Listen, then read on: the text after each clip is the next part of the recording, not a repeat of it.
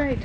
So we had ended the last video and we were just, interpreting the data in a social constructionist lens, using a social constructionist lens, right? And we decided that the question that we'd be using for this lens would be, something like, how is language being used to position, one's own self within the narrative? What are you trying to say about yourself? How are you trying to portray yourself, right, within this particular narrative? Now, when we go back to the text, what do we see? So, we talked about some things.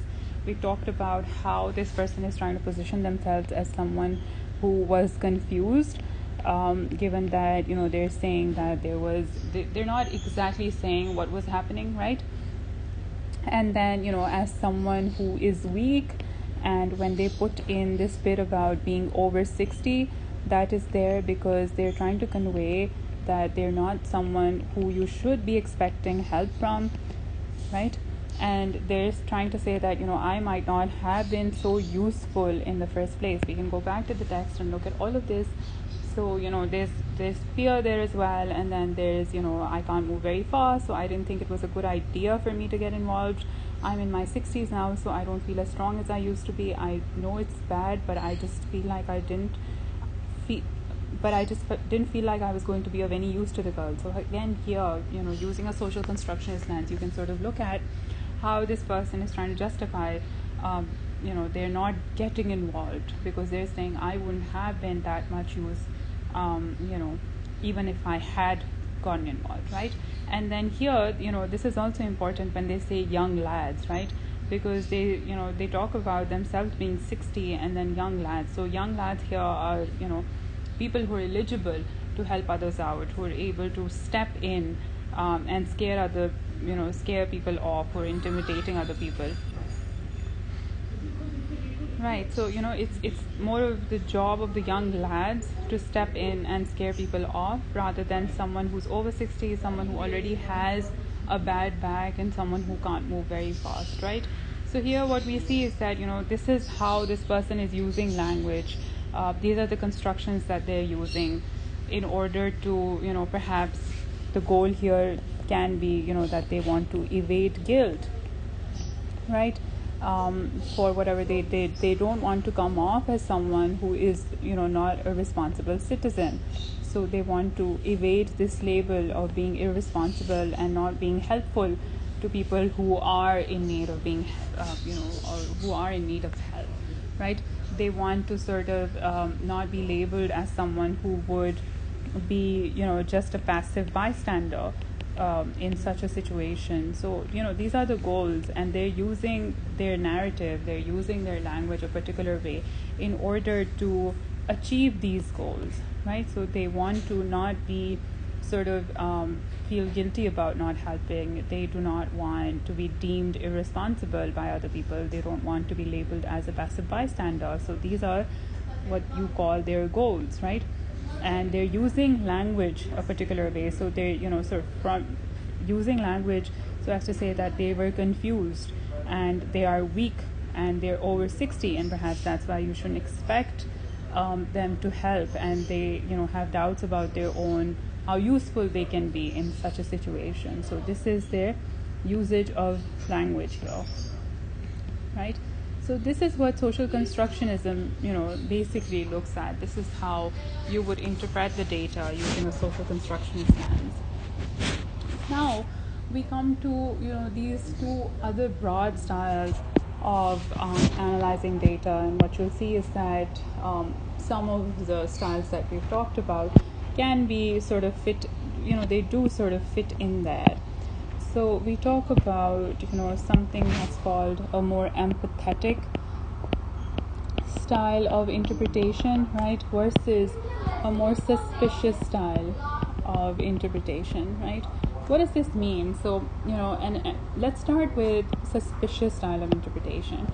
So what a suspicious style of interpretation sort of assumes at the outset, again, is that you do not take data at face value. You're always suspecting, you're always saying that there must be something more to the story than what is being told, and you're really trying to look at the inner meaning of something, right? You're not taking things at face value, you're not taking things as they're coming, Rather, you're trying to look at what's hidden, right? So this is really, in line with the critical realist style of analyzing, and it's also, somewhat in line with the social constructionist way of looking at it as well, because in that as well, you're, to a certain degree, you're being suspicious, right? But here, what you're also, again, so an assumption that you shared here with critical realism is that, one of your basic assumptions is that an expert can interpret data in a way and shed light on it, therefore, and give meaning to it in a particular way that, someone who is experiencing the phenomena cannot, right? So here, if we take the example of, when we talk about critical realism, we talked about how there might be certain cognitive biases or certain schemas. So, the person who's narrating this story of them being or them having witnessed this street robbery, they themselves cannot say anything about what sort of cognitive biases they might have. Rather it's the researcher who has this, sort of expert knowledge on this, who is able to bring this forth, bring this to light, bring this phenomena to light. Therefore, in a suspicious style of interpretation, in which there's a lot of sort of, you're approaching the text with a certain level of doubt, with skepticism, right? That's what it is. What that basically entails is that you're also assuming, there's another assumption here, that the person who's experiencing cannot interpret or give meaning to their experience. They cannot give the same meaning to their experience as the researcher can, right? That obviously has certain, ethical implications attached to it. So, because when we talk about validity, last time we did that, we were talking about validity in qualitative research. One of the things that you look at is, participant validation. Now, with suspicious styles of interpretation, there can be a very low degree of participant validation, because it might be, so again, when we take Freud's example and, someone goes up to Freud and says that, this is how I've been feeling lately, and I've been having all of these dreams, and I'm feeling extremely, nervous, and I'm feeling anxiety and all of that. And, this is an exaggeration. I'm not saying Freud would do this, but, if let's say there's a particular psychoanalyst and they say that that's because, you have an unresolved, Oedipal complex. It's because, you were at this particular age and you had particular attractions to the parent of the opposite gender, and it's because of those unresolved conflicts that, you're experiencing what you're experiencing right now, right? So, this person might not agree with this interpretation. They might not think that it's a very valid interpretation. And therefore, when we talk about ethics, we do see that participant validation can be an issue with suspicious styles of interpretation, right? Where the assumption is that the researcher knows something that the participants do not know. What about if we contrast it with more empathetic styles of interpretation? So it's not that empathetic styles of interpretation, take everything at face value, even though they do sort of try to, sort of empathize with the person, with the experiencing person, try to understand the phenomena from their eyes, right? From experiencing person's eyes.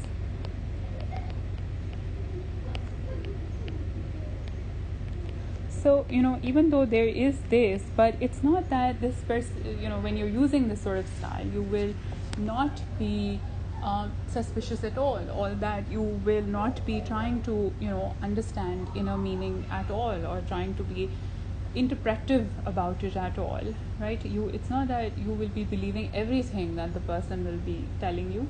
You will be suspicious in the sense that you will be asking questions.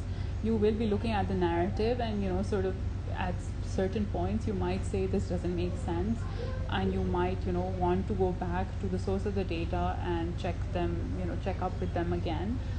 But so it's basically not that empathetic styles of interpretation are naive, that they just believe everything that is thrown at them. Rather, what you're saying is that it's more about the experience of the individual themselves. Here I'd like to tell you this story. So I think I hadn't told you this story till now. When I was in the United States, when I was at Columbia, I had a teacher who was an anthropologist, and she was working on transnational motherhood. So she was studying mothers who had children in Mexico and then who had migrated to the United States, leaving those children behind in Mexico, and who were now in the United States and living in the United States, and then they had started families in the United States as well. So they had a set of children in the United States and another set of children in Mexico, and they were mothering both sets of children. It's not that they had abandoned the ones that they left behind. And she once talked about how she went to Mexico and she was working with these children, and there was one particular child who told her this very elaborate story about how they tried to cross the border and how they tried to cross the river into the United States, and how her little brother had drowned, right? Now what happened was that she was very moved by the whole story, and when someone came to when some of her relatives came to pick her up, she said, "Oh, I'm so sorry to learn about your son. Your daughter told me that he had passed away when you were trying to cross the border." And that individual said to her, "This has never happened." So now the thing is that the child was either, there are two possibilities: the child was lying, had made up this whole story, but it also tells you something else. It tells you how ingrained this narrative is in the minds of perhaps Mexican children. And then, is this narrative true or is it not? That sort of ceases to be the point. What really is the point here is that that child reporting this experience as having happened to herself, that says a lot about the social structure there, what life is like for the common person there. And perhaps that ought to be our sort of area of inquiry, rather than just being whether this narrative is true or false, right? So sometimes, even though a narrative is false, it tells you something about the social climate that a particular individual is in, and that therefore has its own significance, right? But coming back to the point, so an empathetic way of interpreting data is more from the standpoint of the experiencing person, and therefore it doesn't have that sort of assumption built in that the researcher has some sort of power to interpret data in a particular way that the participant does not have, right?